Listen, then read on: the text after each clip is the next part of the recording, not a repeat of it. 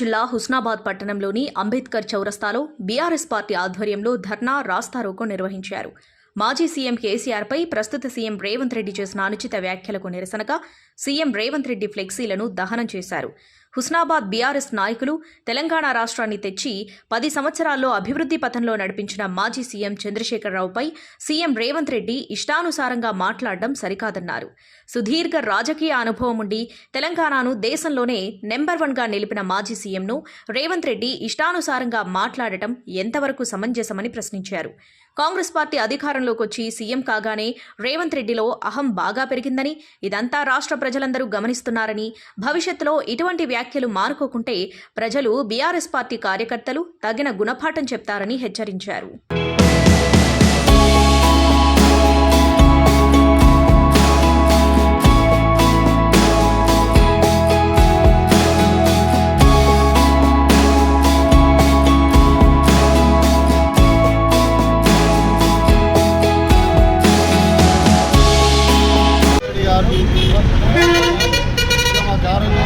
మాజీ ముఖ్యమంత్రి వర్యులు కేసీఆర్ గారి వ్యాఖ్యలు చేయడం జరిగింది. మరి ఒక సీఎం అయి ఉండి కూడా మరి మాజీ సీఎంతో ఏ విధంగా మాట్లాడాలి, మరి ఏ విధంగా మరి వారి భాష ఉండాలనేది కూడా రేవంత్ రెడ్డి గారు నిన్న అనుచిత వ్యాఖ్యలు చేయడం జరిగింది. మరి వారు రంగులేసే కాలం వారికి గుర్తొస్తుంది. మరి సీఎం అనేది గుండాతనం ఇప్పటి వరకు కూడా వారు పాటించడం లేదు.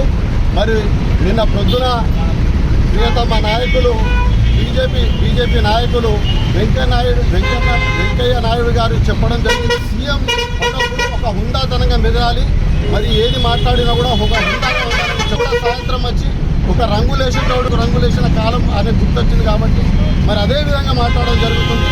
మరి ఇదే విధంగా మాట్లాడుకుంటూ పోతే ఎవరు కూడా పోవడానికి లేరు. మరి మీరు ఒక్కటంటే ఇక్కడ 10 అనడానికి సిద్ధంగా ఉన్నారు కాబట్టి మరి మీ కాంగ్రెస్ లాగా మరి బ్రోకర్ మాటలు మాట్లాడి ప్రజలకు అబద్ధాలు చెప్పి మరి గద్దె లెక్కలేదు. మరి ఏది అందరికీ తెలియొచ్చింది. ఇప్పుడు తగిన గుణపాఠం మీ ప్రజలే చెప్తారు. మరి మీరు వేచి చూడవలసిన అవసరం కూడా మీకుంది. రోజులు మీ పార్టీలో కనీసానికి ఒక 2-3 నెలలు, ఒక 4 నెలలు కూడా ఉండే పరిస్థితి నీకు లేదు. మరి నువ్వు ఏది పడితే మాట్లాడడం మానుకొని మరి ఒక మర్యాదపూర్వకంగా ఒక హుందాగా వెదలాచరిస్తూ అధికారానికి వచ్చి 60 రోజులు కనీసం గడవక ముందే ప్రజల దృష్టి మళ్లించేందుకు ఒక సీనియర్ రాజకీయ నాయకుడిని 10 సంవత్సరాలు ముఖ్యమంత్రిగా పనిచేసిన కేసీఆర్ గారిని ఇష్టం వచ్చినట్లు మాట్లాడడం ఈ ముఖ్యమంత్రి తగదని చెప్పి హెచ్చరిస్తున్నాం. ఒక ముఖ్యమంత్రి హోదా మనిషి మాట్లాడదని చెప్పేసి రాష్ట్ర ప్రజలు గమనిస్తున్నారు.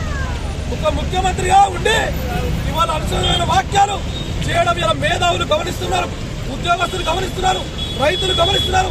ఇలా పరిపాలన చేతగాకనే ఎలా కావాలని ప్రధాన ప్రతిపక్ష పార్టీలు ఆరోపణ చేయడం ఇలా జరుగుతుందని చెప్పేసి ప్రజలు ఆలోచిస్తారు. అదేవిధంగా పరిపాలన మీద దృష్టి పెట్టాలని చెప్పేసి అనేక సార్లు ప్రతిపక్షంగా మాట్లాడిన నాయకులు కూడా అది విస్మరించి కావాలని చెప్పేసి ఒక విలేకరుల సమావేశం పెట్టి ప్రజల దృష్టి మళ్ళీ ఒక కేవలం నాటకంగా మాట్లాడడం తప్ప ఇలా కాంగ్రెస్ ప్రభుత్వం ప్రజలకు మేలు చేయాలని ఆలోచన లేనట్టు కనబడుతుంది. ఇలా అధికారం ఇచ్చిన ప్రజలు అధికారులను కూడా టీఆర్ఎస్ పార్టీ గౌరవించింది. ఈ చేసే పనులు అబ్జర్వేషన్ చేస్తుంది. ప్రజలకు పనిచేసి మర్చిపోయి ఇలా కేవలం 10 సంవత్సరాలు చేసిన అధికారం చేసిన పార్టీలు ఆరోపణ చేయడం, అదే తప్ప మీరు వేరే రోజు జరగడం లేదని చెప్పేసి కాంగ్రెస్ ప్రభుత్వం ఇప్పటికైనా ప్రధాన ప్రతిపక్ష పార్టీ నాయకుల మీద ఆరోపణలు మానుకొని అక్కడ అంశాలను మానుకొని ప్రజా పరిపాలన దృష్టి సారించాలని ప్రతిపక్షాలు డిమాండ్ చేస్తున్నాం. లేకుంటే తప్పకుండా ప్రజల పక్షాన కొట్లాడడం తప్పదనే చరిత్ర అనవసరమైన వాక్యాలు చేస్తే ఈ బీఆర్ఎస్ తప్పకుండా పార్టీ కార్యకర్తలు ఉద్యమిస్తారని చెప్పేసి ప్రభుత్వం చేస్తున్నాం. మరోసారి ముఖ్యమంత్రి రేవంత్ రెడ్డి గారికి చెప్పడం జరుగుతుంది, రాష్ట్ర ప్రజానికం గమనిస్తారు, పద్ధతి మార్చుకోవాల్సిన అవసరం ఉంది, వాక్యాలు హుందాగా మాట్లాడాల్సిన అవసరం ఉంది. వాక్యాలను వెంటనే వెనుక తీసుకొని ముఖ్యమంత్రిగా ఉన్న రేవంత్ రెడ్డి గారు ప్రధాన ప్రతిపక్ష పార్టీగా ఉన్న కేసీఆర్ గారికి వెంటనే క్షమాపణ చెప్పాలని సందర్భంగా డిమాండ్ చేస్తూ ఈ రోజున హుస్నాబాద్ లోనే ఒక ప్రతిపక్ష ప్రజాస్వామ్యంగా ఉన్నటువంటి ఈ ప్రభుత్వాలలో ఈ విధంగా అనుచితమైనటువంటి వ్యాఖ్యలు చేయడం ఏదైతుందో ఇది సిగ్గుచేటైనటువంటి విషయం. ప్రజాస్వామ్యంలో అందరికీ స్వేచ్ఛ ఉంది. కానీ రూలింగ్ లో ఉన్నటువంటి ప్రభుత్వంలో ఉన్నటువంటి పార్టీ ఏదైతుందో ముఖ్యమంత్రిగా హోదాలు ఉన్నటువంటి వారు ఏదైతుందో మాట్లాడేటువంటి పద్ధతి అది కాదు. మరి ప్రతిపక్ష నేతలను కూడా గౌరవించాల్సిన అవసరం ఉంది.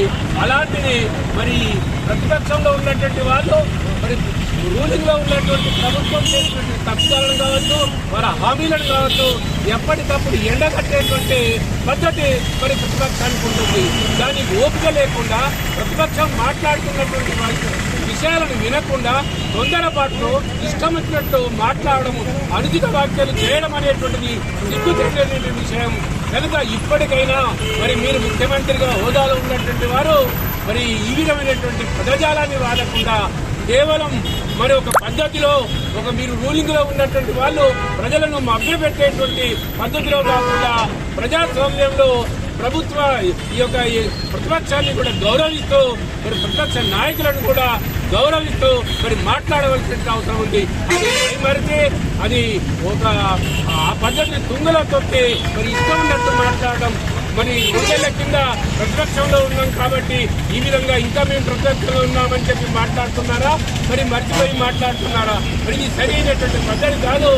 ఇప్పటికైనా మీ పద్ధతి మార్చుకొని మరి ప్రతిపక్షంలో ఉన్నటువంటి నాయకత్వాన్ని, ప్రతిపక్షంలో ఉన్నటువంటి ప్రజలను అందరినీ కూడా గౌరవించాల్సినటువంటి మర్యాద మీకు ఉంది.